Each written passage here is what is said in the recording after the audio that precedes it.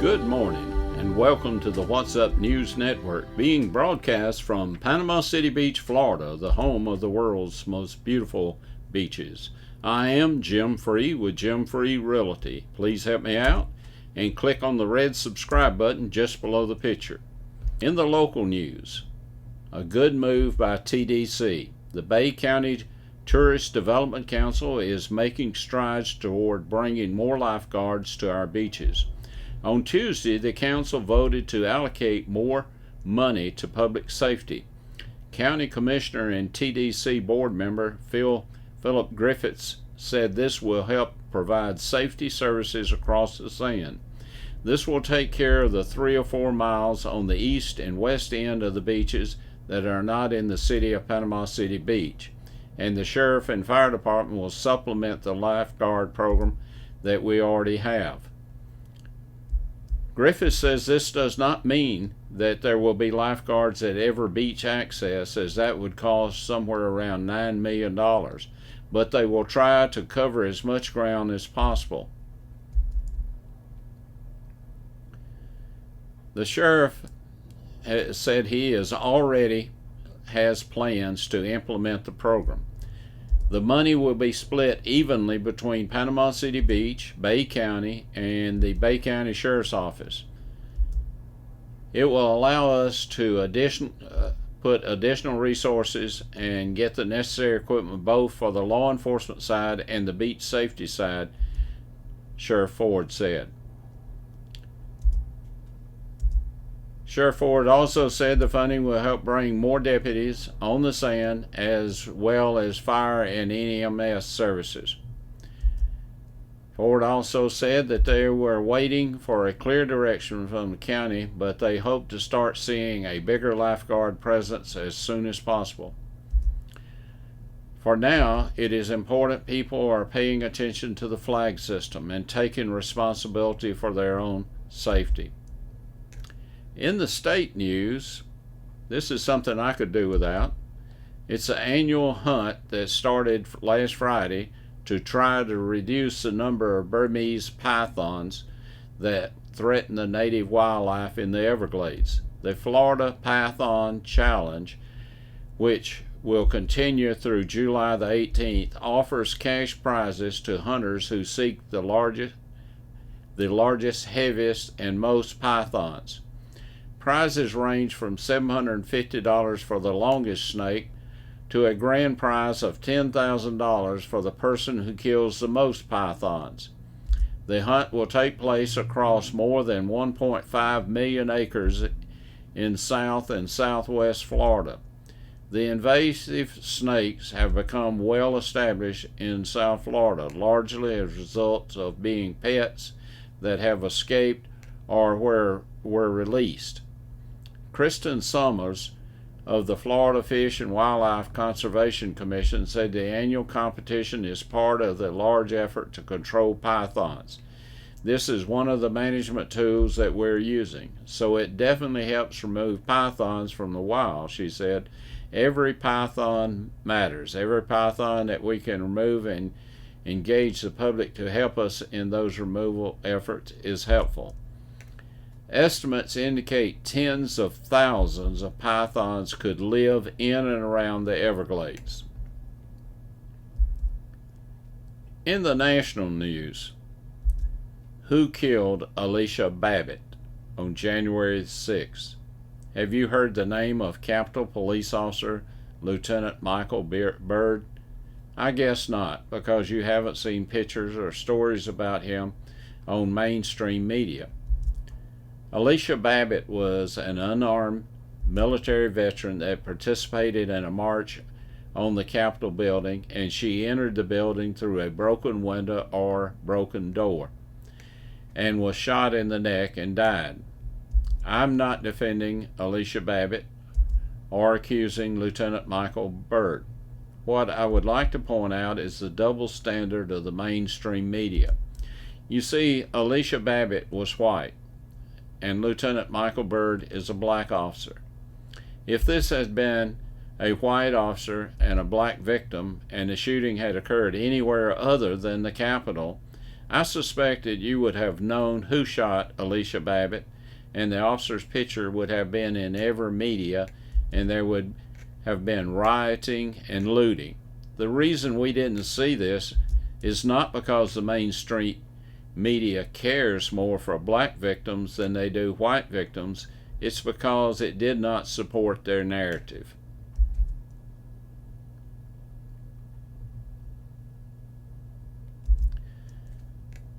Firearms sales and voting. Do you think that firearms dealers should be able to sell guns by mail without seeing the buyer or verifying a signature? I guess not. But just like mail-in voting, so why not? Some of the firearms dealers thinks Biden and his ATF nominee David Chipman, who was not able to give a definition of assault rifle during questioning at his Senate hearing, will put them out of business. So they've changed their business model. They are now selling cordless hole punchers. Well, I have to backtrack some.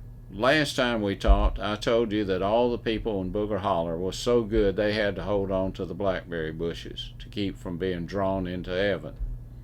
You can just imagine how shocked I was when I heard that my cousin, twice removed, Leroy Sutton, was arrested for theft and vandalism.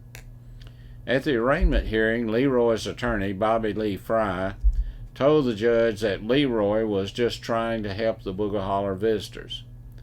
The judge said, "Mr. Fry, it's hard for me to believe that your client was trying to help Mr. and Mrs. Sawyer when, according to the police report, your client vandalized and stole property from the Sawyers."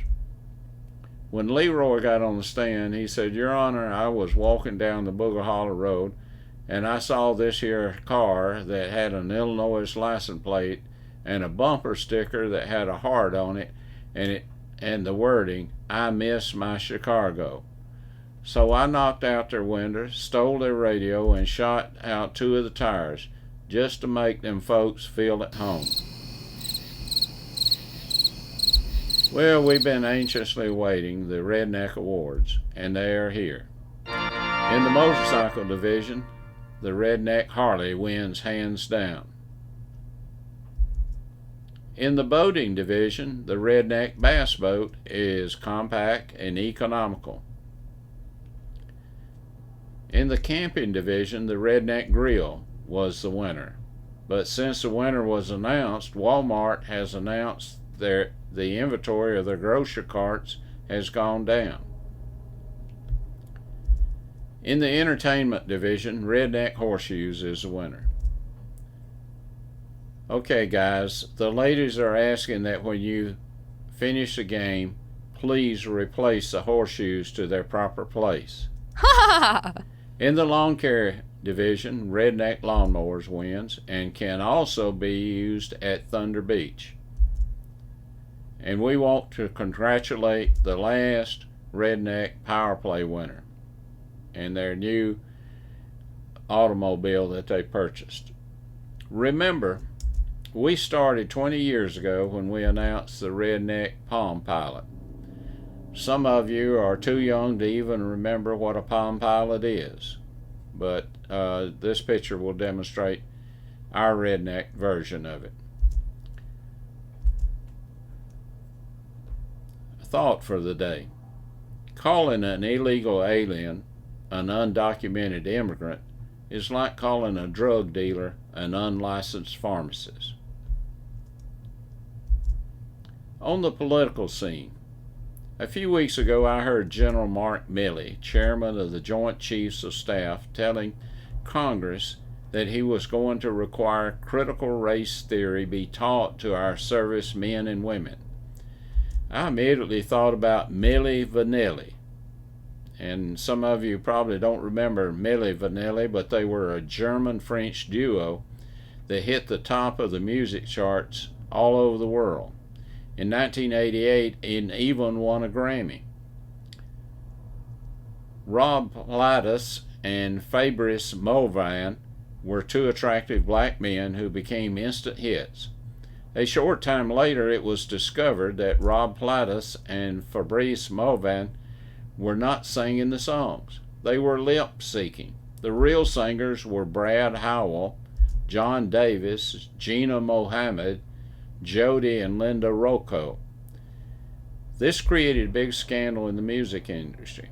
So I thought perhaps someone was speaking through Mark Milley, because I could not imagine the chairman of the Joint Chiefs saying the things he was saying. After his hearing, his remarks in a book about him that has just been published, it appears that he considers conservative thinkers to be like Nazi brown shirts, and he thinks President Trump as Hitler. He said that these are the kind of people we fought against in World War II. Actually, General, you didn't fight in World War II. You weren't born until 1958. And I don't think you could measure up to the men and women that actually did fight Nazi Germany. Well, things are kind of going crazy. We see other countries going socialist and collapsing, but it seems like a great plan to some of our folks. Somehow it's un-American for the census to count how many Americans are in America. People who say there is no such things as gender are demanding female president be elected. Universities that advocate equality discrimination are discriminating against Asian Americans in favor of African Americans. Some people who are held for things that happened before they were born, and other people are not held responsible for what they are doing now. Criminals are caught and released to hurt more people, but stopping them is bad because it's a violation of their rights. People who never owned slaves should pay slavery reparations to people who have never been slaves. After legislating gender, if a dude decides to pretend that he's a woman, you are required to pretend with him or her. People who have never been to college should pay the debts of college students who took out huge loans for their degree. Immigrants with tuberculosis and polio are welcome, but you better be able to prove that your dog is vaccinated. Irish doctors and German engineers who want to immigrate to the U.S. must go through a rigorous vetting process, but any illiterate gangbanger who jumped the southern fence are welcome. If you cheat to get into college, you go to prison. But if you cheat to get into the country, you go to college for free. And pointing out this hypocrisy somehow makes us racist. Nothing makes sense anymore. No values, no morals, no civility, and people are dying of a Chinese virus, but it's racist to refer to it as a Chinese virus, even though it began in China.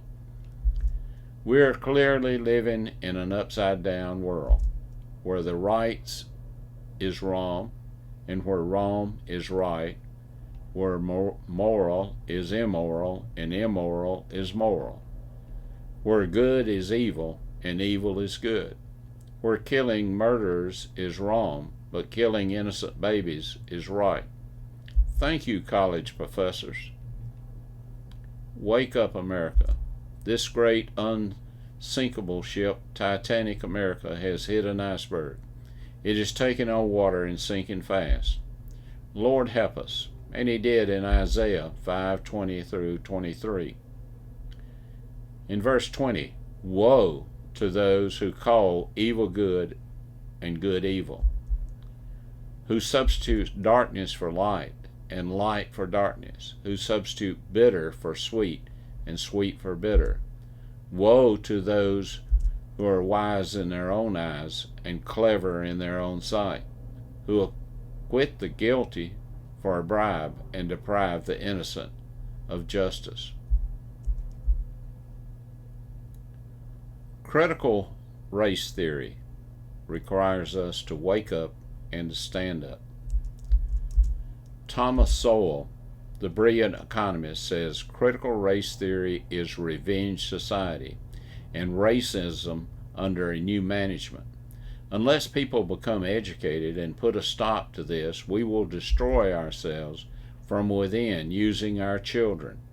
This should not be partisan, and it should transcend politics. No sane person should want this taught.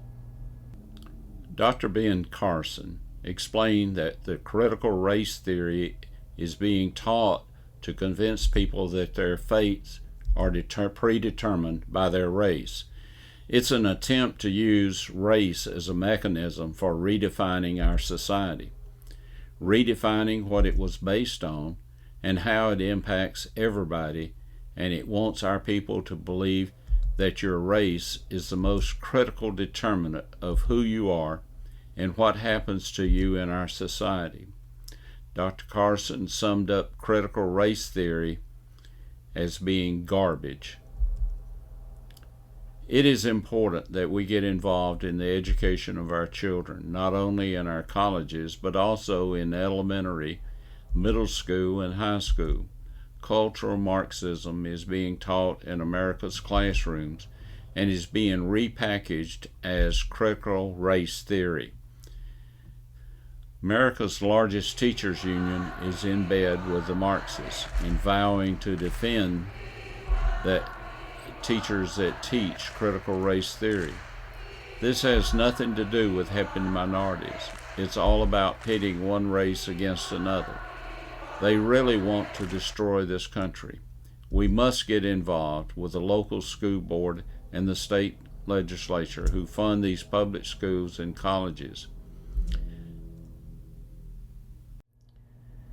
We were recently honored to have 3 young ladies visit us for several days, one of which was our youngest granddaughter. All 3 graduated from a Christian high school and are now sophomores in 3 different colleges. I asked them if they had had any Christian professors, and one of the young ladies that attends a public college said that one of her professors asked the class how many students were Christians, and about 60% of the class held up their hands, and the professor told the ones that raised their hands that she would try to change their minds before the class was over. Until we meet again, may God bless you, your family, and this great country that we live in.